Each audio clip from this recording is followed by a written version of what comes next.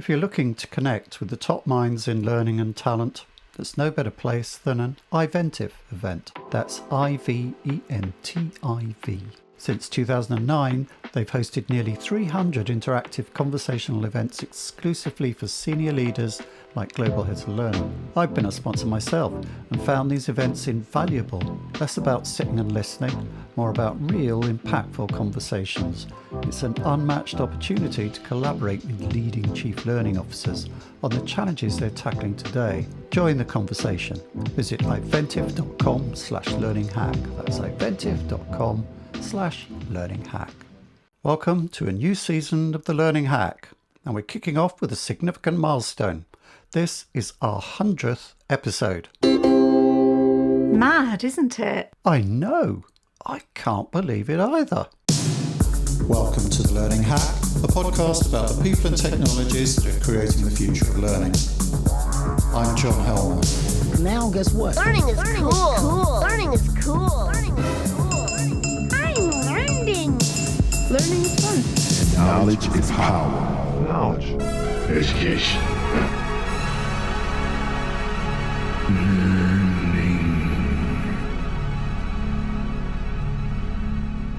We've talked to a lot of people over the last 5 years on this podcast who have ideas for how learning ought to be organised and strategised for within organisations. Some of those ideas are really good, some are great, but did they work? Did they even get adopted? You can have the best corporate learning strategy in the world, after all, but if you can't get the resources to do it, the right people in your team, buy-in from top management at strategic level, and most importantly, the money, it will not go anywhere. So how do you do it? To find this out, we talked to one of the most well-respected and successful CLOs in the workplace industry today, Kate Fitzgerald, head of FACT. Who is he? Hack Facts. Simon Brown is a trailblazer in the world of corporate learning and development. Simon currently serves as the Global Learning and Development Leader at EY and is the international best-selling author of The Curious Advantage. Previously, he held the position of Chief Learning Officer at Novartis, where he spearheaded the company's Go Big on Learning initiative. With a career spanning roles at Accenture and as co-founder of Brightwave, Simon has consistently pushed the boundaries of organisational learning. His expertise in fostering curiosity and driving innovation has made him a sought-after speaker and thought leader in the field of corporate education and talent development. Simon is also a podcaster and author of a best-selling book, both of which centre on the subject of curiosity. So he has as his calling card one of those big abstract nouns that people love and also loathe so much in our space. So I was curious to know, why curiosity, Simon?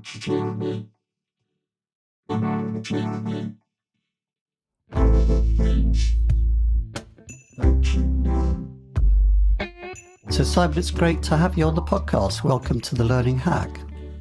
Thank you, John. Great to be with you. Yeah. So Simon, apart from your many other accomplishments, which are many, you're co-author of The Curious Advantage, which is a book, and co-host of a very good podcast, also called The Curious Advantage. I actually had to listen to it the other day, and I just found it completely engrossing, which is quite rare for other people's podcasts. Yeah. So The Curious Advantage, curiosity is sort of your thing.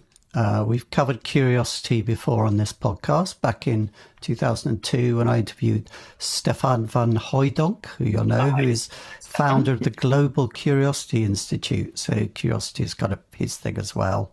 There's a lot of it about. I've been known to express some skepticism, but I'm gradually coming around. I'm interested to know, what was it that caused you personally to zero in on this particular abstract noun as vital for personal development rather than, say, I don't know, resilience or having a growth mindset or any number of other things? Why is curiosity, do you think, so central? Yeah. So maybe go back to where it all started around curiosity. So I spent 10 years working at Novartis, last 5 as Chief Learning Officer there. And those 5 years was during the transformation of the culture there. And the CEO, Vas Narasimhan, had defined the culture as inspired, curious, and unbossed. And he chose those 3 words based upon the work of Dan Pink in Drive, where he talks about autonomy, mastery, and purpose. And Vas wanted to sort of evolve that into his own way of thinking, and curiosity was his replacement for mastery. And so that then became part of the Novartis culture journey. And in my role there as Chief Learning Officer, it was around how do we foster curiosity through learning or to support learning, which sort of gets to thinking that actually curiosity is bigger than learning, but it's also behind learning, that if we're curious, it inspires us to learn, inspires us to experiment, and inspire us to seek more. So after several years of that journey in supporting the culture transformation there, through our work across the learning team, a couple of people said to me in the space of a few weeks, you should write a book about what you've been doing at Novartis. I've never thought about writing a book, but that prompted me to think about it. I was having dinner with some friends, Paul and Garrick, who had written a book before. I picked their brains around what was involved in writing a book, and they said, well, why don't we collaborate together and actually write the book together? And at that point I was thinking it was going to be a bit like Laszlo Bock's book Work Rules, which was around the sort of Google journey. And so I was thinking I'd do a Novartis equivalent of that. But the more we thought about it, it sort of evolved into being broader around curiosity. And while it included the Novartis journey, we also sort of went into studying the benefits and the research around curiosity. So that was where it all started. And that then led into the podcast and the sort of ongoing interest since then. I suppose the thing that slightly won me around it was, well, Stefan had this thing about curiosity being the roots of innovation, which I think is a good point. The other thing is something that occurred to me, but surely isn't an original insight, is that now that we're living in this world with all the knowledge in the world in our pockets, in our smart devices, knowledge is more accessible and more of it to an individual than it's ever been before. So the limits of your learning are really the limits of your curiosity. Yes, absolutely. Yes. Yeah. Okay. Would agree that I think the world is changing faster than it's ever changed before. Everything's accelerating. We're getting new trends being adopted faster than ever before. ChatGPT being sort of a prime example of that. And how do you navigate through a world that is changing so fast? You can't rely on your remembered facts, because it may well be things have changed since then. And to your point, you can call up facts and knowledge now at the click of a few buttons through the internet. So how do you navigate that? Well, you're curious. You ask questions. You're asking what if. You're experimenting, and through that exploration, through those experiments, can figure out how to do things. That there is no longer a playbook that you can pick up and will answer most of what you need to know, which 50 years ago there probably was. In many areas there was a common set of thinking of what good looks like, whereas in many areas now things are moving so fast it's hard to know what good looks like. And so you navigate it through by creating a safe environment for a team, getting everyone to ask questions, to experiment, and apply that curiosity as to what's the best way forward. That's an interesting point, because in a way you're kind of, there's a contradiction in there, because I'm saying, all the knowledge in the world is there now. It's all accessible. But what you're saying is something different, that actually, because of all this stuff around, there is no longer, the trusted source. This is the way, this is what you need to know, this is what you need to believe, and so on in this profession. There's more profusion, more difference of conflicting insights and so on. You feel that's the case, do you? It's more confusing for people. It's a bit of both, I would say.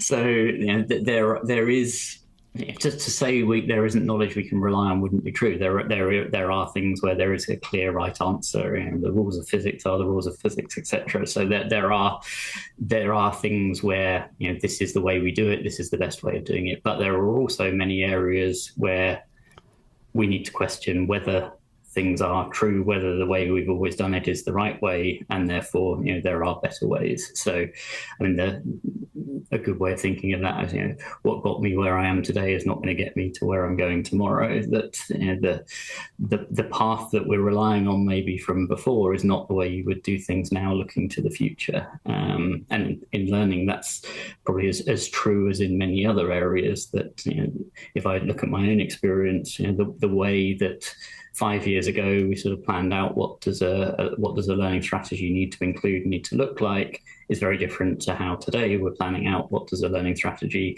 need to look like.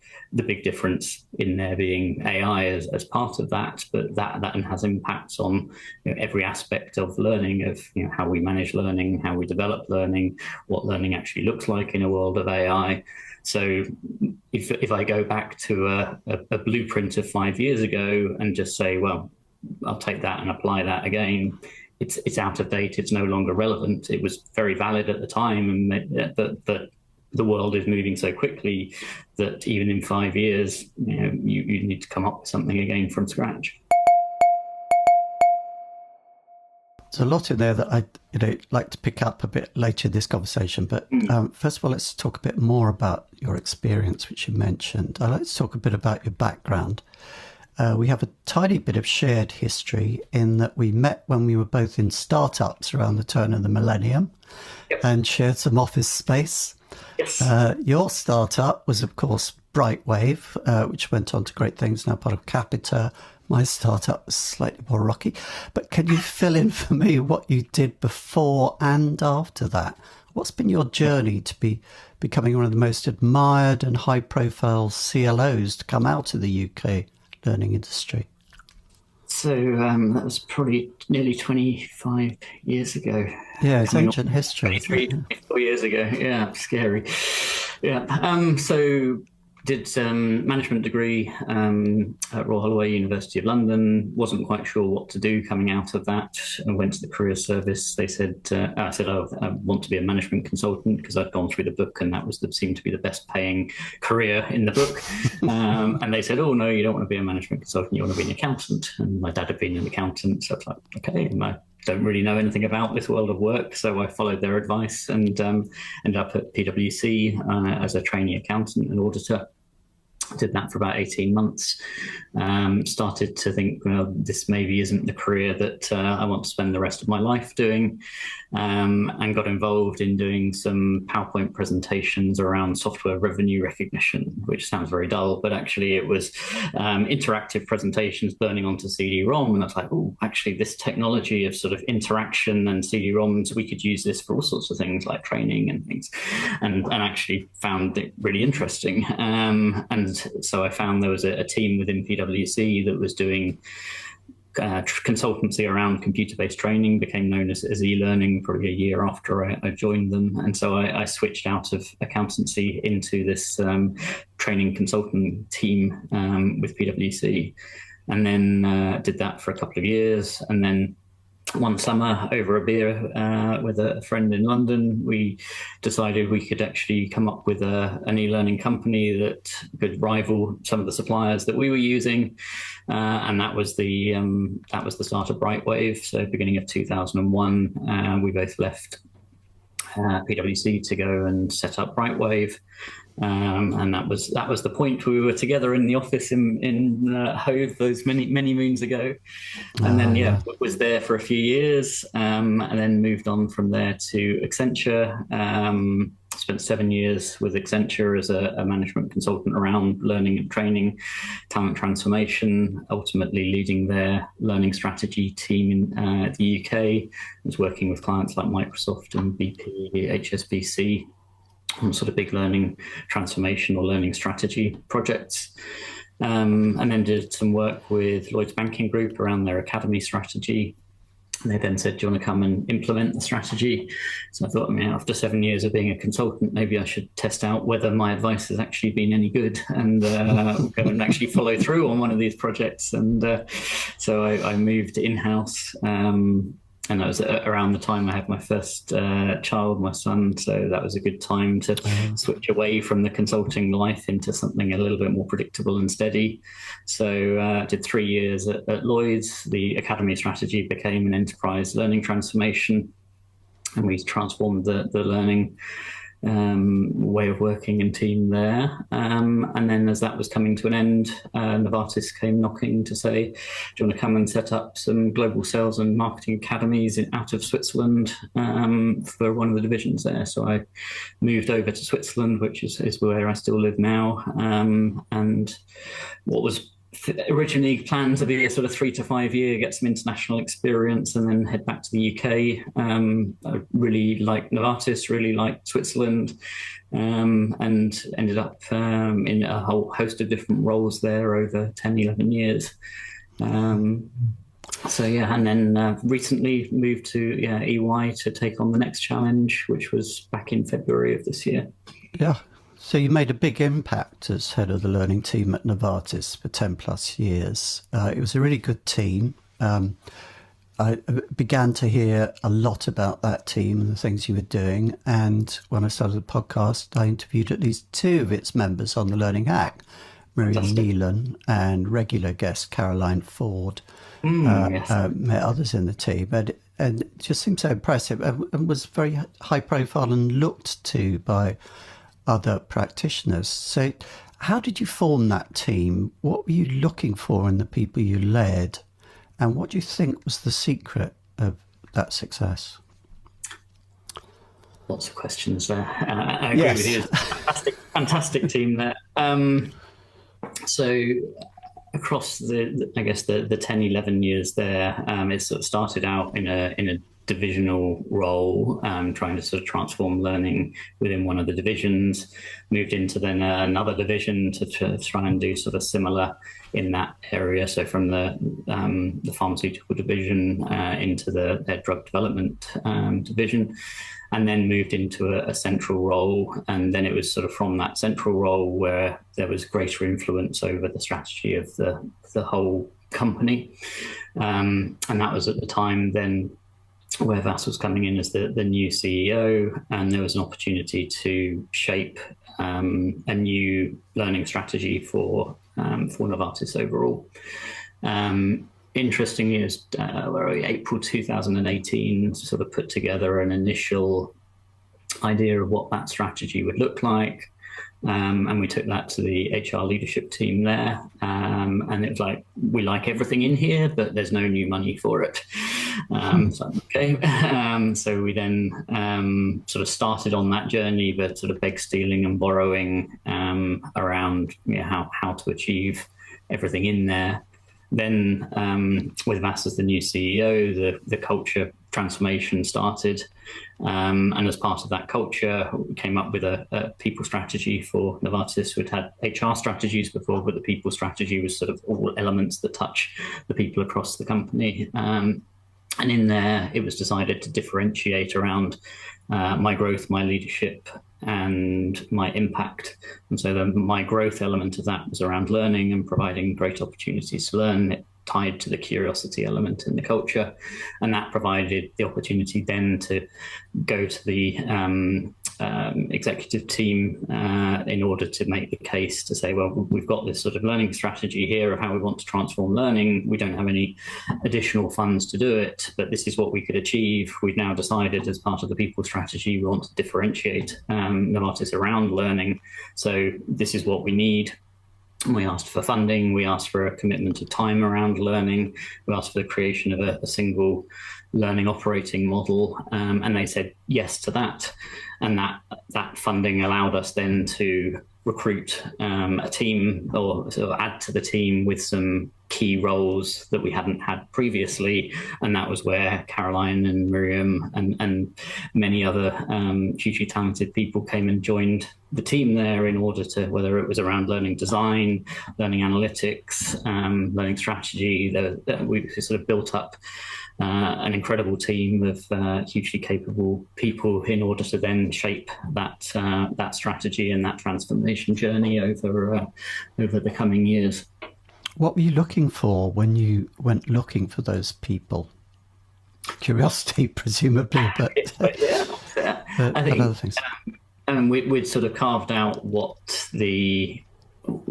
capabilities we needed within the team, and then it was looking for great people with deep experience in those areas, and who would fit into the team, and sort of shared the vision of creating an organizer or creating a learning team that would be able to inspire curiosity and provide amazing opportunities for people to learn, and with a great sense of purpose that you get working for a company like Novartis, where you're impacting people's lives around the world as well. So we were really fortunate to get an incredible team, and with incredible skill set, and people with amazing experience of having done things before. The Learning Hack podcast is supported by Learning News, the learning sector's newswire. Rob and his team are good friends of the podcast, and we really value the help and advice we've had from them, and they do a great job. For the very latest news from around the learning sector, for interviews with learning leaders, the latest from learning sector vendors, and features on workplace learning, go to learningnews.com. It's interesting what you say, because I think a lot of people in smaller companies won't think that a kind of big, well-resourced enterprise company like Novartis, that it's hard to get the money to fund a strategy, an innovative learning strategy like the one you had there. But it sounds like it was getting the arguing for the investment and the resources you needed to carry that vision out that was very much part of your leadership role there. Of course, people within other enterprise companies will know that this is what it always involved. But to what extent did that involve changing the mindset about learning of those you had to deal with? In other words, kind of like going to the top team and saying, with the begging bowl, and saying, I want to do this, I want this money. And did you encounter any kind of understanding, resistance? Did they have a kind of, rather old-fashioned view of what training was, put people in a room and show them PowerPoints? What was that journey like, talking to the business? I think we were fortunate in there was a fairly enlightened leadership team, and definitely a CEO who absolutely sort of got it and was a big supporter and advocate for learning, and was essentially driving it with the culture change. I think making the case for that investment in learning is never easy, and requires a lot of, I think, data points and evidence as to why it's necessary, especially if you're asking for a very large number, which we were at that point. So, and we made the case based on essentially sort of two main arguments, which was one, if we want to attract and retain the best people, then, and this is for the company overall, we need to have fantastic learning. And there were many data points around learning being the number one reason that people join, lack of learning or not getting what they needed being one of the top reasons that people were leaving. We had internal ideas jams where people were putting ideas around what the future culture looked like, and learning was coming out several times in the sort of top 5 ideas of what people wanted to see. So there's a lot of data that said, to attract people, we need great learning. To retain people, we need great learning. So that's sort of one side of the argument. But that's not or it's one level removed from a direct business benefit from learning. So then the other side of the argument was actually, as a business, we also need to be investing in learning. We had a new strategy that had come with the new CEO. That new strategy involved data and digital, it involved operational excellence, etc. And behind all of that was new skills. And then the data is showing how quickly skills are expiring, how fast new skills are coming. And so in order to deliver against the business strategy, you also need to get great at learning and be able to build the skills across 100,000 people that we had at that point. So when you put those two arguments together, you end up then with, if we want to attract and retain the best people, we need to get great at learning. If we want to deliver the business strategy, we need to get great at learning. And even as a sort of Venn diagram, the intersect of those two, there's things like data science, where at the time, if we invest in data science, if that's a hot skill that our people want, and it's a hot skill that the business needs and it's hard to get from the market. So, investment there is a double whammy. It's hitting both of those arguments. So that was the sort of case that we built out with many data points, both internal and external, on both of those. And then sort of coupled with that was also, and how people want to learn is changing, that we have bite-sized learning, we have MOOCs, we have other elements that we were hearing there was demand for. And so we need to be investing in the right formats of learning for people to be able to get what they need as well. And that argument held up, and that sort of led to the investment that we needed. So it's primarily making the case in terms of business benefits and based on data. That's how I personally have found it, and we'll be having similar conversations in my new role over the next few weeks as well around what is the case for investments in learning, and ultimately it comes down, I think, to it's a key reason for people joining large organizations is the development opportunities, and it's the skills that those development opportunities provide create the ability for the organization to execute.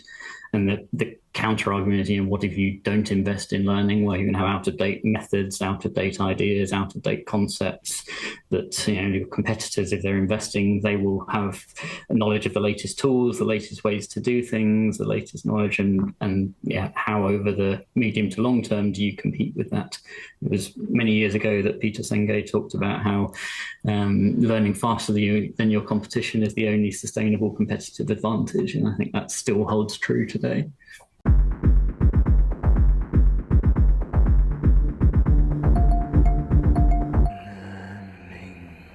You're talking there about being an artist in a kind of IP-driven business that's full of knowledge workers, and the other parts of industry you worked in, kind of accountancy, finance. They're of a similar character.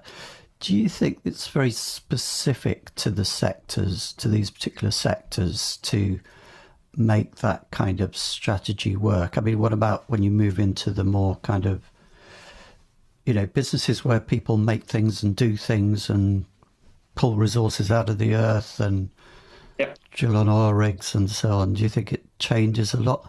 The reason I'm asking this question, it might seem a bit kind of irrelevant, but the research I did ages ago about the training industry was always very, very kind of fragmented and organised. It was very sector specific. You had training companies that trained in a particular sector and not in any others. And suddenly, bang, when the internet came along, it all kind of got agglomerated, and we have an approach which is deemed to kind of fit any organisation.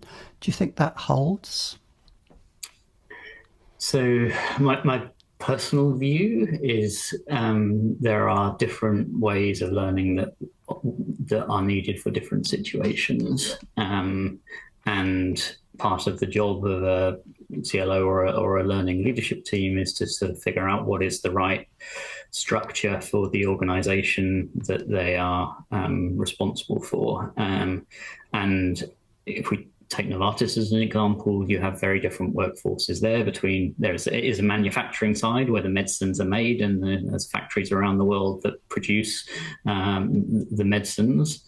And then you have a deep science research body that has a very different set of learning needs. And then you have a sales force that has, again, a very different set of learning needs.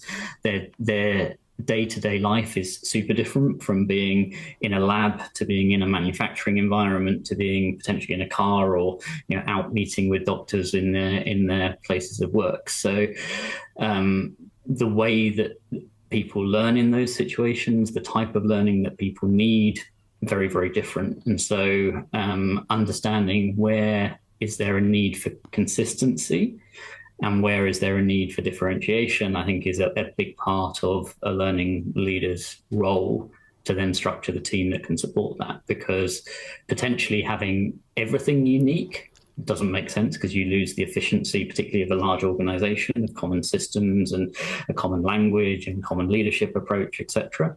But having everything too standardized means you're not recognizing the difference of, I'm in a factory environment, I don't have a laptop, I don't have a work phone. If I can't get some training to operate this machine now, then I can't do my job. And so that's a very, very different environment to an office worker or something else. So recognizing those different needs and then building out solutions for those different needs is super important. But recognizing where does things also need to be standardized and consistent. And yeah, I think that is part of the job. And that doesn't change even when you go to, if I look now in the role within EY, on the face of it, one might say, well, it's all knowledge work, so it's all the same. But then when you dive down into the differences between a consulting workforce versus a tax workforce versus a audit and assurance workforce, actually there are then big differences in those. That taxation is typically very local because every country has different tax rules, so you can't standardize training across countries in the same way. Whereas consulting, how you implement AI is probably far more consistent. So certain things you need to operate globally, certain things you need to operate locally, and how you build training, how you deliver training, all of these things will therefore be nuanced into those types of answers. And I think that's the job, is in building a structure that is right for how that can operate with as much consistency as one can get. But also recognizing the importance of the difference based on sector and role and all of these other pieces. Yeah, of course, I didn't mean to suggest that pharma companies don't make stuff. Of course, they do make stuff. And, nowadays, I swallow a lot of their products every single morning and night for medicinal reasons, I should say. So let's talk about your current role. And now with EY, obviously that's what you're really focused on at the moment. Since February this year. Can you talk a bit about your role there?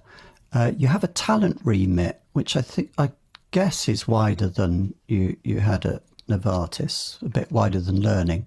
So embracing the whole employee life cycle, I'd guess. Although, by the way you've been talking, maybe you've been kind of fishing in those waters already. I'm interested in how you see those two things, learning and talent, fitting together. I used to work. My last full-time job was within a vendor company that had both learning divisions and talent divisions. So I was aware that there were conflicts. Do you feel there are conflicts there? Does it all fit together seamlessly? Yeah, so different organizations, you end up with sort of different language, different terminology. So within EY, talent is the term that's sort of referred to for what I would have previously called HR, I guess. So the talent team is the HR team. I sit within that team, and my job title is a global learning and development leader. So it has the learning remit, but also then has leadership development, has succession, has sort of career development elements as well. So yes, it is broader than my previous role, which was purely the learning piece. This has some of those other elements like succession and broader development and leadership development in there as well. It also then scales up from sort of 100,000 people to EY is about 400,000 people globally. So there's a scope extension and then a sort of scale extension as well, which is part of the excitement and the challenge for me and the reason why I'm moving. Yeah, interesting. And you feel there's no conflict between talent and learning in that sense? Because, well, I mean, some people often feel there's a kind of a bit of a conflict between HR and learning, and some people kind of fret about the fact that learning tends to be a subset of HR. Do you see any conflicts there?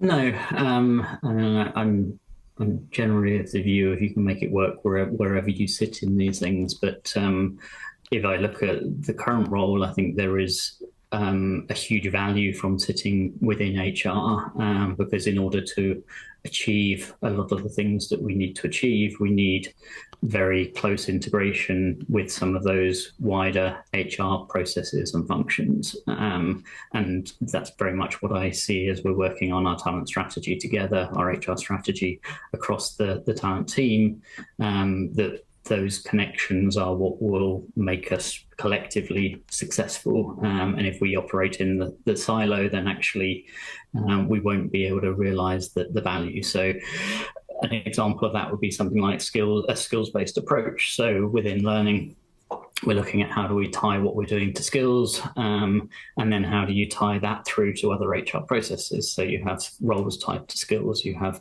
the ability to potentially ultimately schedule based on skills, that you recruit based on skills, that we develop people based on skills. If you've got that consistency, you've got a red thread through all of those different HR processes, and that requires great collaboration across all of those areas for that to be able to work in terms of data and building models based upon that common skills taxonomy, etc. So I think to realize the value of some of the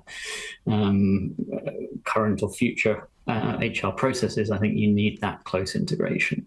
Performance management would be another one. If you're trying to train people in certain skills, but there's no incentive to deliver those skills, leadership development as an example, if your performance management is tied to also as a leader how you demonstrate those leadership skills, you're going to be paying much more attention than if there's no credence given to you applying your leadership skills. So the more embedded you can have things across the HR processes, I think the more power everybody gets from the likelihood of success of those different pieces. You mentioned skills a lot there. My most recent conversation was with Charles Jennings, expressing a bit of scepticism about the way that the industry, talking really about the vendor industry, has embraced the idea of skills and skills taxonomies. Do you feel the vendors are making an appropriate response to the need to develop based on skills? So there's always sort of what's the current theme or hot topic that attracts attention and leads to conversations and things. And I think skills has probably been the hot topic for the last couple of years. But I do personally believe there is substance behind that hype, that the notion of being able to hire someone based upon a skills profile, for them being able to understand their strengths and weaknesses within that profile, and then being able to articulate clear learning and development paths through whatever format that build out those skills, and then being able to identify and apply people against work based upon those skills, and be able to see your career path and future development path based upon a set of skills. For me, there is a big value in there in how you tie all of those processes together. And whether it is skills or competencies or whatever you want to call it, having a language that is consistent across all of those pieces is the bit that is important for me. And today we're calling that skills. In years gone by, we called that competencies. We weren't necessarily wholly successful with competencies because of the logistics of trying to track it and keep it up to date and things. The joy of technology today, and I think this is where we need the help of the vendors, is to use AI and other technology to be able to keep these paths and keep that skills approach current and live, which was a huge amount of work in the past, which meant we didn't necessarily get the return on investment from that. But if we can put AI to work so that it helps us in understanding the skills someone has, it helps map our learning content to the right skills, it helps map our jobs to the right skills, and then it ties all of that together, then I think that goal of actually having a consistency across all of those different HR processes and creating the transparency of someone of where they are and what's needed to get to another role or get to another area of the business is hugely valuable. It's a very good summary you've given there of how people are looking to AI to unpick that knot we have with skills and we previously didn't really manage to nail with competencies. I'd like to talk about AI more broadly, really, and in a more forward-looking way. It's a great tool for leveraging a person's curiosity.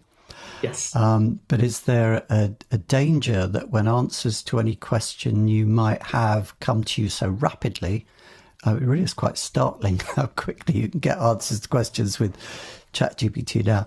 It shuts down certain habits of inquiring mind, e.g. reflection and skepticism and so on. What can you do to reassure naysayers, and there are many in the learning space, that generative AI used for learning isn't, for instance, just going to breed a whole generation of fluent and well-informed idiots?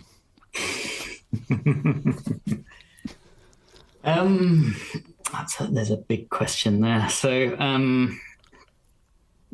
I guess my take on Gen AI is there is a lot of value to be had there, but it is also very early days in the technology. But I think there is a lot of opportunity in the short to medium term for it to be able to help us within learning. Will it make us all dumb? I hope not. That I think if we use it in the right way, if we build our skills around how we can use it, then it could be the opposite. I was at a session recently with Bob Johansson, a futurologist, who I guess deeply knowledgeable about AI, but with also incredible thoughts. And he talked about how he'd spent 3 hours conversing with his AI, which he had trained on all his books and all of his articles and whatever, and he was using it as a thought partner over a sort of 3-hour conversation. And so I think for me, that's sort of the opportunity of where it could get to, rather than at face value asking it a question, getting an answer, assuming that answer is correct, and sort of moving on. Actually, the power of AI as a thought partner to be able to bounce ideas around, generate ideas, play different roles to challenge you, be devil's advocate, all of these pieces, actually, I think it can provide us with a lot of strengths. And also from a learning perspective, I think it can provide us with a very interesting future learning channel of actually having the AI training and teaching me. And some of the recent things with ChatGPT 4.0, the video that was with Sal Khan and his son using it around a maths problem, which I'm sure many people have seen, where it's actually acting as a tutor. It's not giving the answer, but it's coaching and guiding and helping someone to solve, in this case, a child solving a maths problem. But if we take that principle, if we train AI upon our processes, upon certain knowledge, it can then play that role of a helpful guide, tutor, coach in letting us learn at exactly the point that we want to learn or need to learn. And if you then couple it with some of the technologies like Copilot, then potentially it becomes truly in the flow of work, a coach that is both a coach for us, but also a partner that is actually working for us. So Copilot is reformatting our PowerPoint, adding in things, etc. And then there's something I'm not understanding in there. So I can then learn from the AI, learn from the Copilot in order to get what I need at exactly the point I need. And then it can help me performing certain tasks. So I think there is a very interesting future of work as these technologies develop, where learning in the flow of work actually takes the form of learning from a co-pilot or an AI assistant that is helping guide us. All sorts of challenges around hallucination and validity of data and all these pieces that we will need to get over to make that work. But in principle, the opportunity is already there to an extent in asking ChatGPT to teach me about whatever. I've used it, or we have EYQ as our internal AI assistant. Many times I've used it. Explain me this concept as though I'm a 10-year-old, and suddenly it makes sense. And I've learned that way, and it's quicker to use the AI in that way than it is to try and find it from other sources. Very often with conversations about AI, we fall into this kind of habit of we'll just wait what it's going to see in the next 2 years. And, it's developing very rapidly. So a lot of kind of conversations and questions about AI with learning get slightly kicked into the future. It's like, you can't actually do that now. But looking at your new role and looking at what you have with in the armory with AI to apply now, what would you say is the state of the art for using AI within learning within an enterprise organization like your own?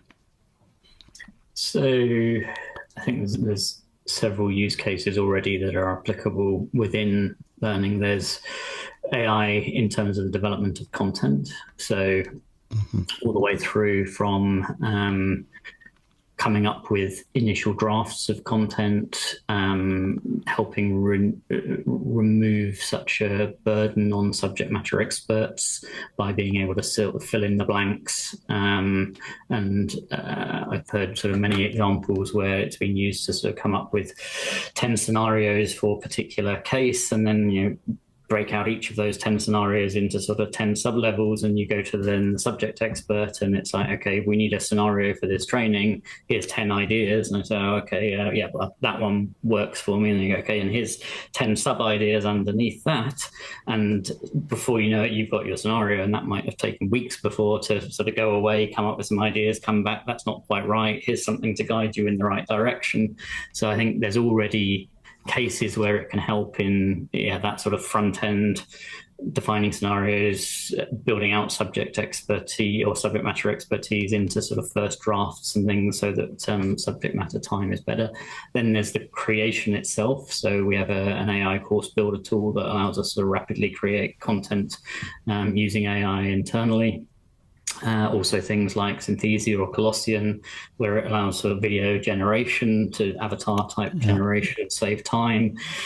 Tools like Midjourney and DALL-E in order to do image generation. So I think there's many aspects today where it already can accelerate the timeline to be able to script content, create content, develop assets, and potentially in more sophisticated ways. I've heard examples of AI-driven simulations. We're looking at a program across the whole company that's powered by Gen AI inside it at the moment to build skills around AI. So there's lots of ways already, I think, where it can bring benefit. And then beyond the content piece, there's then how AI is used to present personalized learning paths through sort of learning experience platforms, how it can be used to tag and understand content and better organize content. So there's many behind the scenes elements as well, I think, where it can help too. So yeah, I think already there is a lot of uses, and it's just going to get more and more powerful with each generation. So it's interesting, sketching out a really interesting near future, I think, for enterprise learning, and people will watch what you're doing very closely, as they did at Novartis, I think. I know that one thing that has come with your new job is enrolment in the Strategic Leadership for Partners program led by Harvard Business School professors. Sounds like an enviable learning opportunity. What's it been like taking part in that? And more broadly, how do you pursue your own learning? Yeah, so that was a couple of weeks ago in Boston, which was fantastic experience. So Ashish Nanda, who's the Harvard professor who was running that program, and his colleagues were super impressive in terms of going into specific case studies around different sort of strategic elements of leadership, and it was 50 of our partners from around the world, and I was there both to experience it as one of our flagship leadership programs, but also as an attendee for my own learning. And I definitely learnt a huge amount. And we were joined during that week by our CEO, Janet Troncali, who was there for 90 minutes. Our CHRO, or Global Talent Lead, my boss, Trent Henry, was there. So it was also a chance for the group to be able to hear from top leaders as well around our strategy. So yeah, that was a great learning experience, and is the type of program that we have for our people as well. My own learning beyond that, maybe why the curiosity element of Novartis resonated is I do have an inherent curiosity, and AI is at the moment where a lot of that curiosity is being channeled into sort of understand the latest developments, understand the opportunities. So whether that is podcasts, whether that is reading through LinkedIn and other pieces, whether that is through the Curious Advantage podcast, where I use that as my own learning experience, where we get to have super interesting people on and I get to ask them questions with Paul and Garrick and get to learn a huge amount from incredibly clever and inspiring people. So that's a fantastic great, isn't it? learning experience as well. All sorts. And my diary is pretty hectic and busy, but squeezing it in. Even so, earlier this morning I had to go and pick my wife up from school and bring her home, and so in the car on the way there I've got the latest AI podcast news on, and can be just absorbing what are the latest developments in there. So the formal learning, the learning from others, squeezing it in around other pieces, and then more structured learning as well. There's a Coursera course, Gen AI is your thought partner, which I went through the other day. So there's structured learning, and there's these other elements as well. So a whole mix there. Interesting. Lastly, who would you really follow? And touch a bit of name dropping. What would you say are the best sources for you that you always go to? Who do you have bookmarked and follow regularly to keep up? One I have on my desk. So Ethan Mollick at the moment is... I knew you were going to say Ethan Mollick. Everybody says Ethan Mollick. So from an AI perspective, he has fantastic ideas. I listened to an AI news podcast from Jaden Schaefer, who we had on the Curious Advantage podcast. That's interesting. That's a really interesting podcast.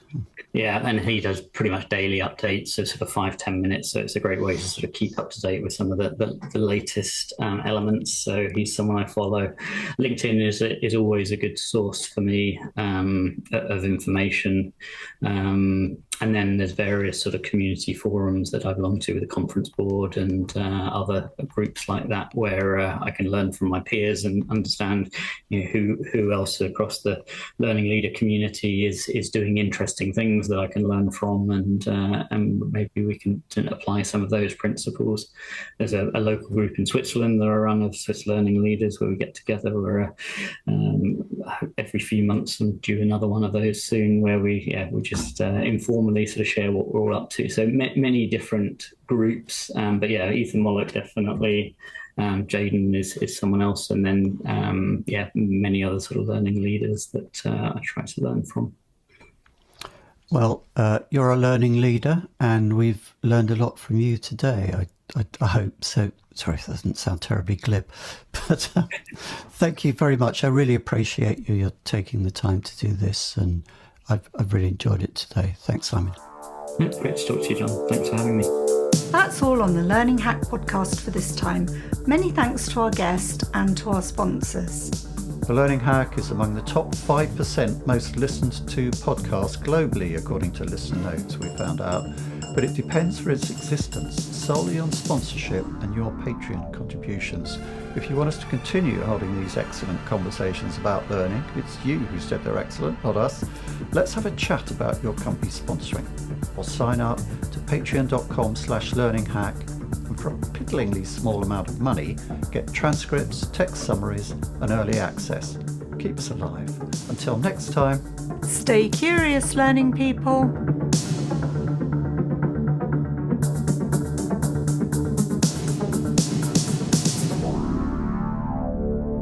Now I finally get it.